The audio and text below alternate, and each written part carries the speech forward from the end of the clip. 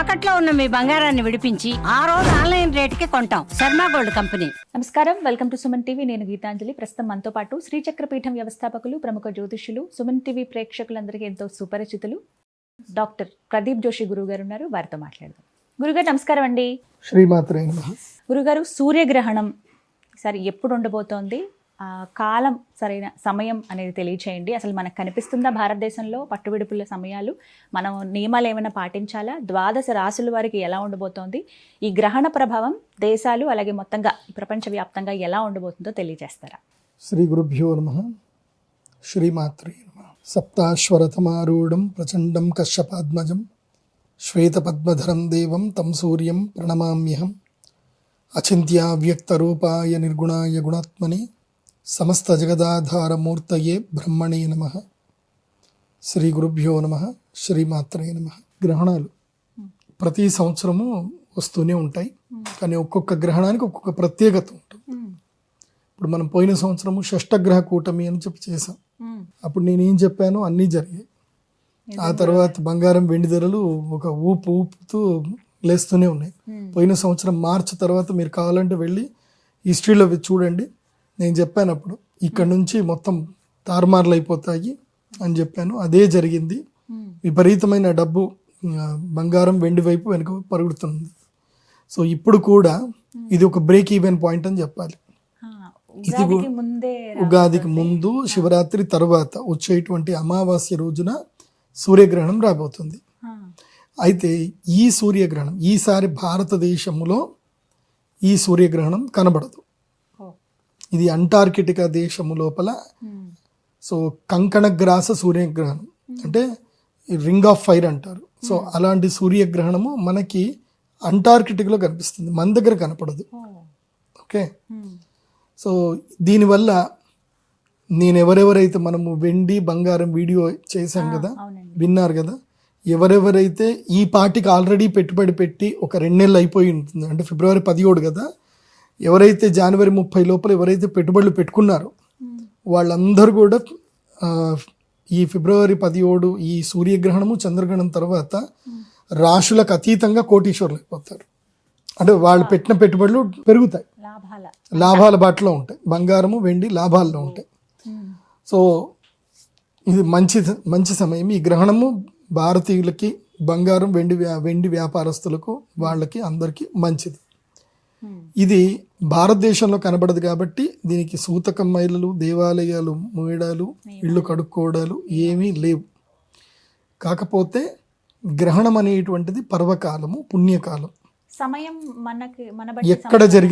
ఎక్కడ గ్రహణం జరిగినా మనకు అది పుణ్యకాలం, ముహూర్తం. అది మంచి ముహూర్తం. గ్రహణం జరిగింది అంటే అది పుణ్యకాలం అని అర్థం.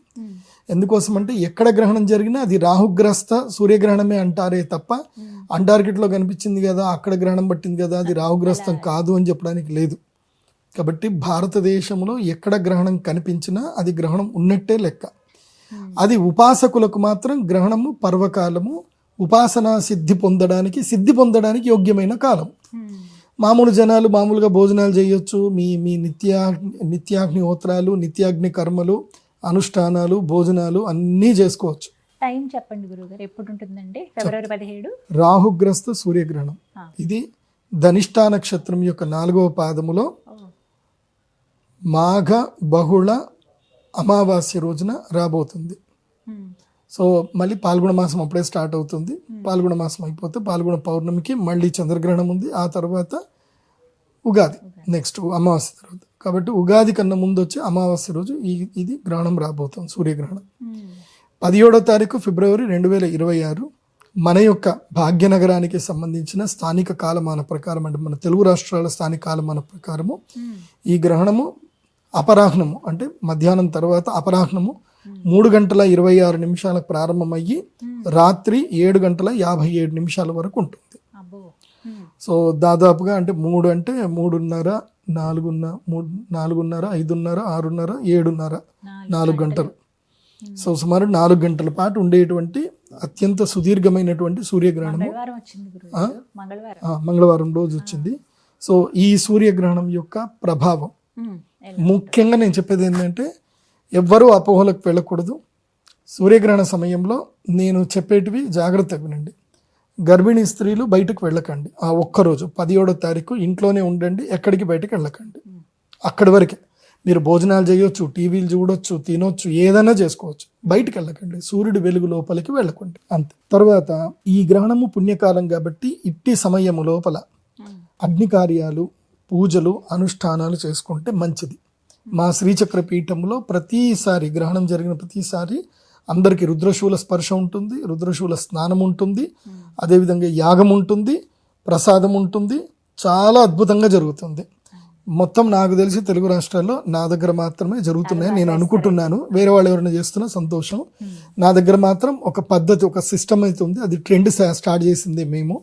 కాబట్టి ఎవరైనా తమకి జీవితం లోపల కష్టాలు, ఒడిదుడుకులు, బాధలు ఉన్నాయి, ముఖ్యంగా అనారోగ్య సమస్యలు, ఆరోగ్య సమస్యలు ఉన్నాయి, మానసిక దౌర్బల్యం ఉంది, ఆత్మస్థైర్యం కోల్పోతున్నారు, అలాగే పాపకర్మ ఎక్కువగా ఉంది అని వాళ్ళకి అనిపిస్తూ ఉంటుంది. కొంతమంది అబ్బా ఏం పాపం చేసుకున్నామో రా, ఈ జీవితం అంతా ఇట్లనే ఉంది అని ఎప్పుడైతే వెస్ట్ అయిపోతున్నారో, అట్లాగే జీవితం లోపల జాతకం మారాలి, నా జాతకం ఇక్కడి నుంచైనా నా జాతకం మారాలి అని కావాలి అనుకునే వాళ్ళు మాత్రం ఈ గ్రహణం రోజు అటెండ్ అవ్వండి. ఇది సూర్యగ్రహణానికి, చంద్రగ్రహణానికి రెండింటికి వర్తిస్తుంది. కాకపోతే అటెండ్ అవ్వాల్సిన వాళ్ళు మాత్రం కొంతమందే ఉంటారు, అందరికి అటెండ్ అవ్వడానికి ఉండదు. ఛాన్స్ కొంతమందికే ఉంటుంది, 8 రాశులకే ఉంటుంది, మిగతా 4 రాశులకు ఉండదు. ఓకే, సో ఆ మిగతా 4 రాశులు ఖాళీగా హాయిగా ఇంట్లో కూర్చోవాలి, జపం చేసుకోవచ్చు, వస్తే మా దేవస్థానంకి వచ్చి సేవ చేసుకోవచ్చు, ఉంటే చంద్రగ్రహణం, సూర్యగ్రహణం రెండింటికి యాగాలు చేసుకోవచ్చు, అందరూ చేసుకోవచ్చు. బట్ బెనిఫిట్ మాత్రం ఎవరెవరికి అవుతుంది అని మాత్రం చెప్తాను. ఈ సూర్యగ్రహణము ప్రత్యేకత ఏమిటి అది కూడా చాలా బాగా తెలుసుకోవాలి. ఈ సూర్యగ్రహణము పంచగ్రహ కూటమిలో జరుగుతుంది. పోయిన సంవత్సరం పంచగ్రహ కూటమి ఏర్పడింది, రేట్లు భయంకరంగా పెరిగిపోయాయి, బంగారం, వెండి రేట్లు. పోయిన సంవత్సరం మార్చి నుంచి చూడండి, మార్చు చంద్రగ్రహణం ఏర్పడింది, షష్టగ్రహ కూటమి ఏర్పడింది. గతం అక్కడి నుంచి సిల్వర్ జంప్ పరిగెడుతూనే ఉంది, అక్కడి నుంచి ఇక్కడికి 200 టైమ్స్ అయిపోయింది. ఎవరైనా అప్పుడు నేను చెప్పినట్టుగా ఏప్రిల్లో గనక పెట్టుబడి పెట్టుకొని ఉంటే, ఒక 10 లక్షలు పెట్టుకొని ఉంటే, ఇవాళ ఆ 10 లక్షలు కాస్త ఎంత అయిపోయేటియో నాకు తెలిసి ₹1 కోటి అయ్యేటియేమో, సుమారుగా 50 లక్షలు అయితే దాటేవి. అంత అద్భుతాలు ఉన్నాయి. ఇప్పుడు కూడా అదే జరగబోతుంది. అందుకే నేను చెప్తున్నాను, ఈ వీడియో చూడగానే వెంటనే బంగారంలోను, వెండిలోను పెట్టుబడులు పెట్టుకోండి. ఇది పంచగ్రహ కూటమి. ఎందుకు చెప్తున్నాను బంగారం, వెండి అంటే ఒకటి బాగా గుర్తుపెట్టుకోండి. ఎప్పుడైతే పంచగ్రహ కూటమి ఏర్పడిందో, బుధుడు, శుక్రుడు, రాహువు, రవి, చంద్రుడు, ఇవి 5 కూడా ఏంటంటే శీఘ్రగతి కలిగినటువంటి గ్రహాలు. శీఘ్రగతి. బుధుడు, శుక్రుడు సూర్యుడితో పాటు వాళ్ళు వెనుకనే ఉంటారు. వాళ్ళు ఎప్పుడు బుధ శుక్రుడు ఎప్పుడు సూర్యుడితోటే ఉంటారు. చంద్రుడు అతి శీఘ్రగతుడు. కాబట్టి ఈ టైంకి ఏం జరుగుతుంది అని అంటే యుద్ధాలు జరుగుతాయి. ఇప్పుడు ఆల్రెడీ ఇరాన్ యుద్ధం జరుగుతుంది అని ఏదైతే సిచ్యువేషన్ ఉందో, ఇది 3వ ప్రపంచ యుద్ధానికి కూడా దారి తీసేటువంటి అవకాశాలు ఉంటాయి. కాబట్టి ప్రపంచ యుద్ధాలు జరుగుతున్నాయనంటే జనాలందరూ ఎక్కడ పెట్టుబడి పెడతారంటే బంగారం లోపలనే పెట్టుబడి పెడతారు. ఈవెన్ సిల్వర్ని సేఫ్ హెవెన్ అనుకుంటారే కానీ ఈవెన్ బంగారం మోర్ దెన్ ప్రెషియస్, దానికన్నా బంగారం ఎక్కువ ప్రెషియస్. సో బంగారం రేట్ ఇట్లా ఎగురుతూ వెళ్ళిపోతానే ఉంటుంది. సో వెండి కూడా దాంతోపాటు పోతానే ఉంటుంది, పెరుగుతుంది. ఎందుకోసమంటే ఎప్పుడైనా జియోపొలిటికల్ ఇష్యూస్ వచ్చినా, వార్ వచ్చినా, ఏదొచ్చినా ఇన్వెస్టర్స్ అందరు కూడా సేఫ్ హెవెన్ అని చెప్పి బంగారం, వెండిలోనే పెట్టుబడులు పెడతారు. మునుపంతా బంగారంలో పెట్టేవాళ్ళు. పోయిన సంవత్సరం షష్టగ్రహ కూటమి గ్రహణం జరిగిన తర్వాత వెండిలో స్టార్ట్ అయ్యారు. పోయిన సంవత్సరం నుంచి వెండి చాలా ఎక్కువైపోయింది. కాబట్టి ఇది బాగా సూక్ష్మంగా అర్థం చేసుకోండి. యుద్ధాలు జరిగే అవకాశం ఉంది, రోగాలు వచ్చే అవకాశం ఉంది. సో పరాభవము, డాలర్ రేట్ పడిపోగానే వాళ్ళు ఊరుకోరు, అమెరికన్స్ ఊరుకోరు. సో డాలర్ రేట్ పెంచడానికి ఎంతకైనా వాళ్ళు తెగిస్తారు. ఎందుకోసమంటే వాళ్ళకి అమెరికా ఈజ్ ఫస్ట్ అనే ఆలోచనలోనే ఉంటారు వాళ్ళు. కాబట్టి కానీ వెండి రేటు అకస్మాత్తుగా పడిపోవచ్చు, అది కూడా చెప్తాను. ఎందుకోసమంటే దీని తర్వాత అకస్మాత్తుగా ఏం జరుగుతుందంటే కొన్ని గ్లోబల్ ఇష్యూస్ జరిగేసి, ఎందుకోసమంటే బంగారం రేటు పడ్డా పడకున్నా అమెరికాకు పెద్ద నష్టం ఏం లేదు, కానీ వెండి రేటు ఎక్కువ పెరిగితే మాత్రం అమెరికాకు నష్టం. ఎందుకోసమంటే వెండి మీద ఆధిపత్యం ఎక్కువగా చైనా దేశాలకు ఉన్నాయి, వేరే దేశాలకు ఉన్నాయి, ఏషియన్ కంట్రీస్కి ఉన్నాయి. దీనికి లేదు వెండి మీద ఆధిపత్యం. కాబట్టి వాళ్ళు ఏదైనా సరే చేయొచ్చు. దానివల్ల ఒకేసారి సిల్వర్లో ఫాల్ డౌన్ రావడం అవి ఉంటుంది. కానీ బీ ప్రిపేర్ ఫర్ దట్. అది కూడా ఫాల్ డౌన్ కూడా కొన్ని రోజులకే వస్తుంది, తర్వాత మళ్ళీ రికవర్ అవుతుంది. ఎంత ప్రయత్నం చేసినా అది ఆగదు, పోతూనే ఉంటుంది. సో ఇప్పుడు రాశి, ఈ యొక్క గ్రహణానికి సంబంధించిన రాశి ఫలాలు ఎవరెవరికి బాగుంది, ఎవరికి బాగాలేదు.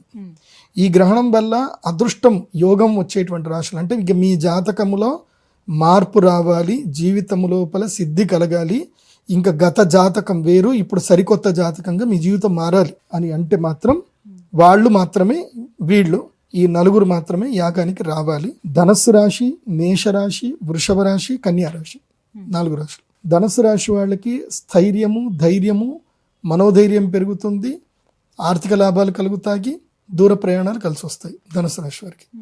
మేషరాశి వారికి ఉద్యోగంలో లాభము, స్థానచలనము, దానివల్ల కూడా లాభం కలుగుతుంది, సరికొత్త పరిచయాలు ఏర్పడతాయి, వ్యాపారంలో స్థిరపడతాయి. ఇది మేషరాశి వారికి.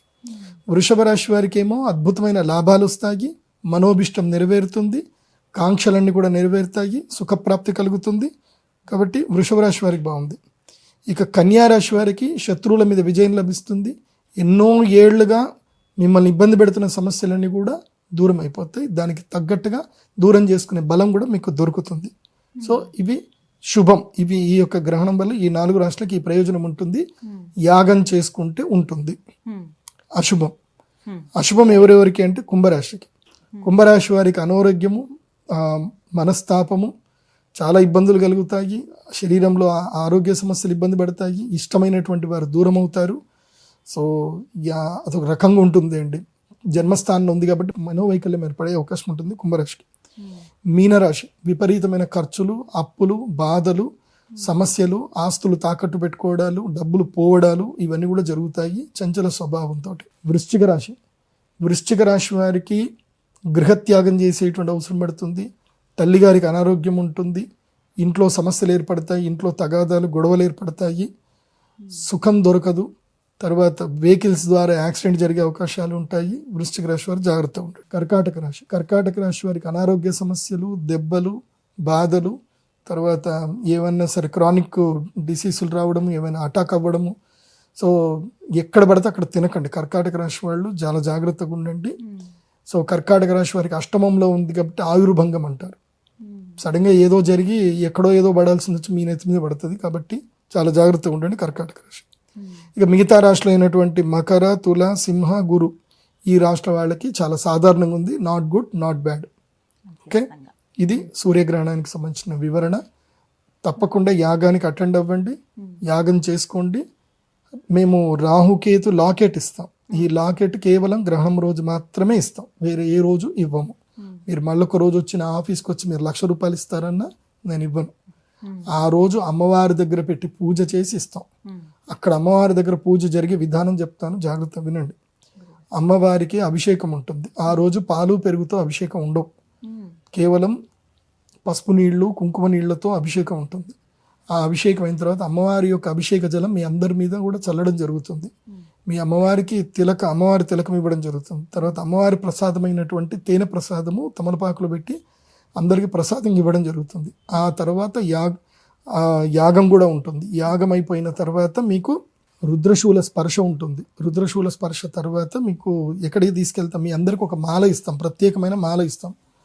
సో ఆ మాలని మీరు మెడలో ధరించాలి. ధరించిన తర్వాత అక్కడి నుంచి బాసర పుణ్యక్షేత్రంకి వెళ్తాం. గోదావరి నదిలో స్నానం చేస్తాం. గోదావరి నదిలో స్నానం చేసినాక మళ్ళీ మీరు ఆశ్రమానికి వచ్చి భోజనం చేసి ఆశీర్వాదపూర్వకంగా మీకు ఇచ్చినటువంటి యంత్రం ఏదైతే ఉందో అది తీసుకొని మీరు వెళతారు.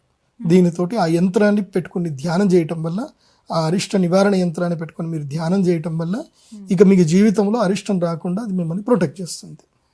ఇది గ్రహణం.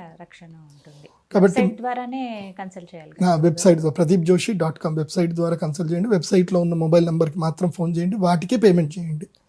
వేరే ఏ నెంబర్లకు పే చేసినా మాకు సంబంధం లేదు. ఇంకోటి కూడా చెప్తున్నాను, మీరు మెంటల్గా ప్రిపేర్ అయ్యే రండి.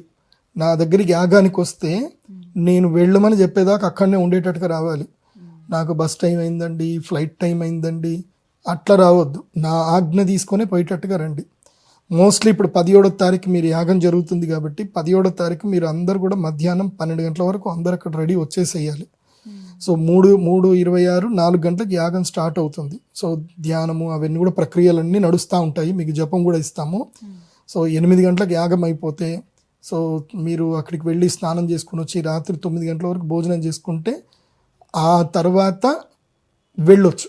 అప్పటిదాకా నాకు టైం అవుతుందండి, నేను తొందరగా వెళ్ళాలండి, నాకు సగంలోనే నాకు ఏదో చెప్పి పంపించేసేయండి అంటే మాత్రం రావద్దు. స్ట్రిక్ట్గా ఉండడానికి ఆ రోజు వీలైతే నాతో నేను కొంచెం మాట్లాడతాను, మీ అందరితో మాట్లాడతాను, మీకు కొన్ని మంచి చెప్తాను. కాబట్టి రాత్రి 11 గంటల వరకు ఏ పనులు పెట్టుకోకండి. ఫిబ్రవరి 17వ తారీఖు రాత్రి 11-12 గంటల వరకు ఏ పని పెట్టుకోండి. రాత్రి కావాలంటే మీరు డిస్పాచ్ మళ్ళీ మీరు ఇంటికి వెళ్ళిపోవచ్చు. మోస్ట్లీ 11 గంటల వరకు అయితే మీరు అందరు కూడా అక్కడ ఉండేటట్టుగానే ప్లాన్ చేసుకొని రండి. ఈ ప్రభావం ఎన్ని రోజులు ఉంటుందండి? ఇప్పుడు చెప్పారు కదా రాసులకి ఈ విధంగా 45 రోజులు ఉంటుంది. 45 రోజులు అప్పటికి ఉగాది కూడా వస్తుంది, ఉగాది అయిపోతుంది. ఉగాది వచ్చి వెళ్ళిపోతుంది. కాబట్టి ఈ గ్రహణం ఏదైతే జరుగుతుందో ఇది మనకి చైత్ర పౌర్ణమి వరకు వీళ్ళకు ఉంటుంది. రాహుగ్రస్తం చైత్ర పౌర్ణమి వరకు ఉంటుంది. ఆ 45 రోజుల్లో 45 రోజుల్లో ఇవన్నీ కూడా జరుగుతాయి. జాగ్రత్తగా ఉండాలి. చక్కగా వివరించారు. ధన్యవాదాలు గురుగారు. శ్రీమాత.